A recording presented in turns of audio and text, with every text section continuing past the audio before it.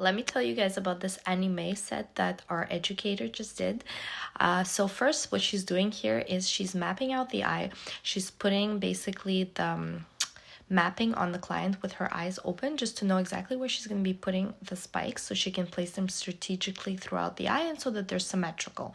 So for a anime set, the interesting part here is that essentially there's going to be less spike than the wispy set generally. So here it's just going to have 5 spikes per eye, but they're going to be much more chunky. So they're going to look like a little pyramid.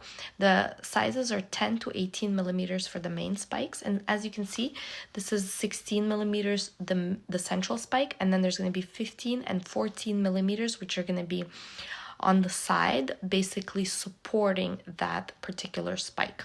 And so the important thing she's doing here is putting the bones of the set, and then she's kind of angling all the spike towards each other to form like a little pyramid.